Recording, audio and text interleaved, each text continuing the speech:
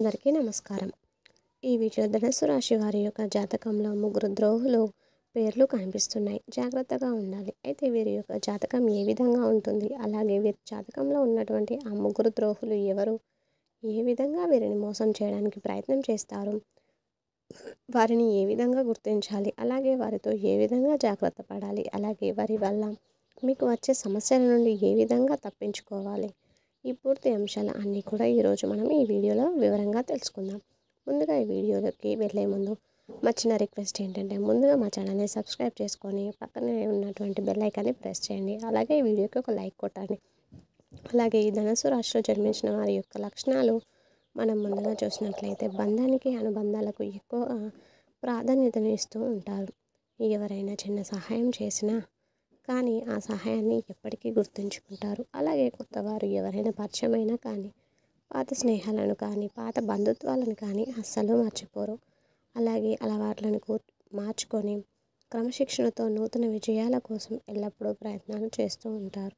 కానీ క్రమశిక్షణ నిలవని పరిస్థితులు వీరికి ఎక్కువ సార్లు ఎదురవుతూ ఉంటాయి.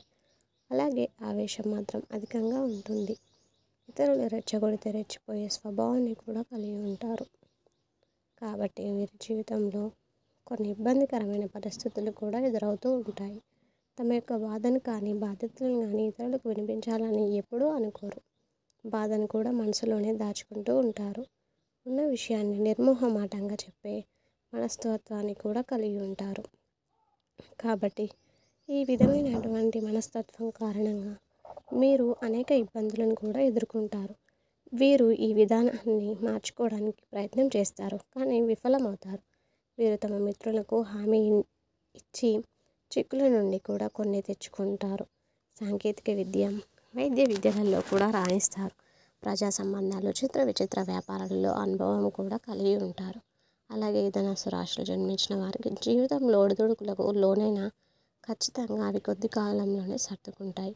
అవసరం ఉన్నప్పుడు ధనం లభించకపోయినా కానీ, అవసరం లేనప్పుడు మాత్రం వీరికి ధనం అధికంగా వస్తూ ఉంటుంది. బంధువులు, ఆత్మీయ వర్గము అవసరాలకు ధనాన్ని సర్దుబాటు చేసి వీరి యొక్క ఉన్నతికి తోడ్పడుతూ ఉంటారు. సమాజంలో ఉన్నత స్థానాలలో, గౌరవ స్థానాలలో ఉన్న వారి వల్ల మీరు అన్యాయానికి గురయ్యే సందర్భాలు కనిపిస్తున్నాయి. వీళ్ళ పక్షపాత బుద్ధికి కూడా పాపం నష్టపోతారు. ఆకస్మిక రాజకీయ అధికారం కూడా వీరికి చేకూరుతుంది. శుక్ర, శని, బుధ మహర్దశలు వీరికి యోగదాయకంగా ఉంటాయి. ఏకపక్షంగా పొరపాటుగా తీసుకునే నిర్ణయాల వల్ల ఇబ్బందులు కలుగుతాయి. చర్చించి తీసుకున్న నిర్ణయాలు వీరికి మేలు చేస్తాయి. అలాగే సమాజంలో పేరు లేని వారిని గౌరవించి విమర్శలకు గురి అవుతూ ఉంటారు. తమ యొక్క సంతానం, ఆత్మీయుల, సొంత వర్గం వారు చేసే తప్పులు వీరికి తప్పులుగా కనిపించవు.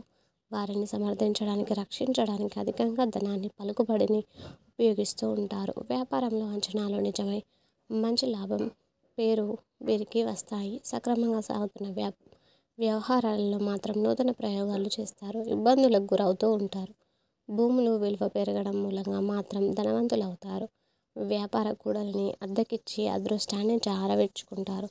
సంతానం యొక్క అదృష్టం వల్ల మంచి స్థితుల్లోకి చేరుకుంటారు. స్త్రీ సంతానం పట్ల అభిమానం అధికంగా ఉంటుంది.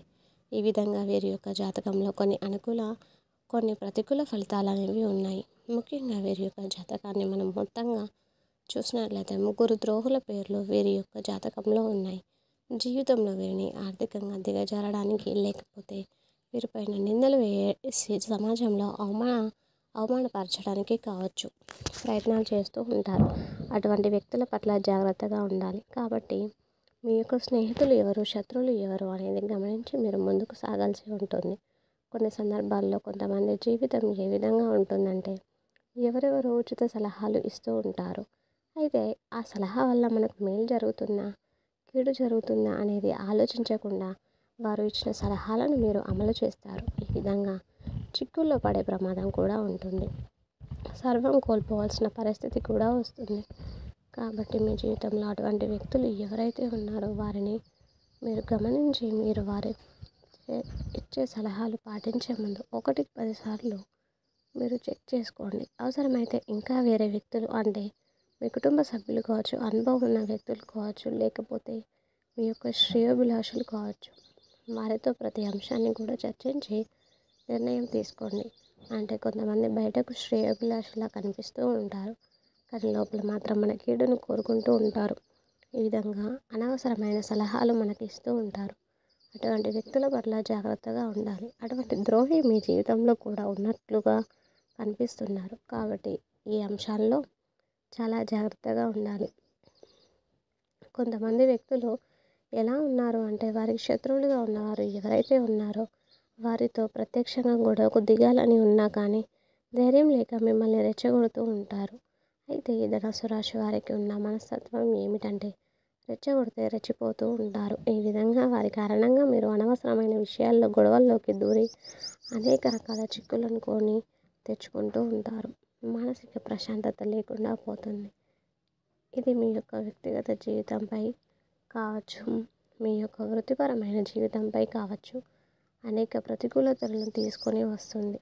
ఈ విషయంలో చాలా జాగ్రత్తగా ఉండాలి. అటువంటి ద్రోహులు మీ చుట్టుప్రక్కల కానీ, మీ యొక్క సన్నిహితుల్లో కానీ, మీ యొక్క బంధువుల్లో కానీ ఉన్నట్లయితే వారిని దూరం పెట్టడం చాలా ఉత్తమం. ఎవరైనా మిమ్మల్ని రెచ్చగొట్టినప్పుడు అర్థం చేసుకోవడానికి ప్రయత్నం చేయండి. అంటే వారు ఎందుకు ఈ విధంగా చెబుతున్నారు, వారే ప్రత్యక్షంగా గొడవ పెట్టుకోవచ్చు కదా, మీకు ఎందుకు చెబుతున్నారు అనే ఒక అవగాహన మీకు ఉండాలి. పరిస్థితిని మీరు మంచి చెడులను బేరుజు వేసుకొని తెలివితేటలను ఖచ్చితంగా కలిగి ఉండాలి. లేకపోతే మాత్రం మీరు జీవితంలో చాలా కోల్పోవాల్సి వస్తుంది. జాగ్రత్తగా ఉండాల్సిన పరిస్థితి కనిపిస్తుంది. అలాగే ఆర్థికపరమైన అంశాల విషయాల్లో, షూరిటీ సంతకాల విషయాల్లో, అలాగే వ్యాపార సంబంధమైన లావాదేవీల విషయాల్లో ఎవరిని పడితే వారిని నమ్మి మీరు సంతకాలను చేయడం కావచ్చు, లేకపోతే డబ్బు అప్పుగా ఇవ్వడం కావచ్చు, ఇటువంటి పనులు చేయాల్సిన పరిస్థితి కూడా ఒక వ్యక్తి వల్ల మీకు జరగవచ్చు.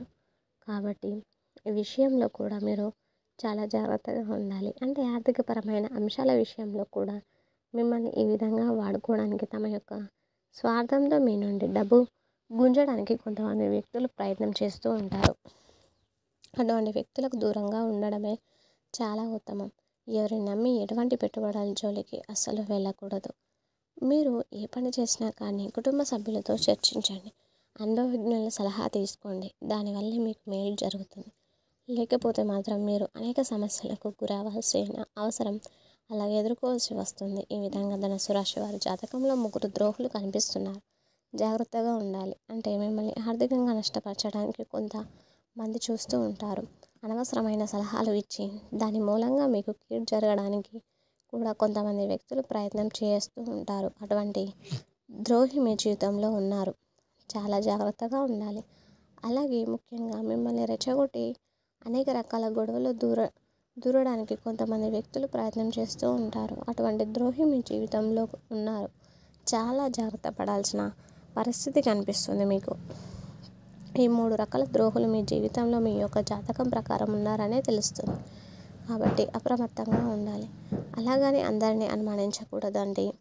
అంటే ఎవరైనా వ్యక్తి మన యొక్క మంచిని కోరుకుంటున్నారా, చెడును కోరుకుంటున్నారా అనే విషయాన్ని ఏదో ఒక సందర్భంలో వారి యొక్క మాటల ద్వారా కావచ్చు, ప్రవర్తన ద్వారా కావచ్చు, మనకు ఖచ్చితంగా అర్థమవుతుంది. అలాగే తెలుస్తుంది కూడా. అటువంటి వ్యక్తులు ఎవరు మీ జీవితంలో ఉన్నారో గుర్తించి వారితో మీ యొక్క బంధం ఏ విధంగా ఉండాలి అంటే, హాయ్ అంటే హాయ్, బాయ్ అంటే బాయ్, అంతవరకు మాత్రమే ఉండాలి. మీ యొక్క పర్సనల్ విషయాలు వారితో చర్చించకూడదు.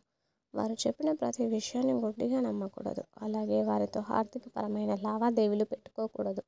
వారి మాట విని షూరిటీ సంతకాలు చేయడం, భాగస్వామ్య ఒప్పందాలు చేయడం, ఇటువంటి పనులు కూడా చేయకండి. వారిచ్చే సలహాలను పాటించే ముందు 1కి 10 సార్లు ఆలోచించి అనుభవజ్ఞుల సలహాలు తీసుకొని నిర్ణయం అనేది తీసుకోండి.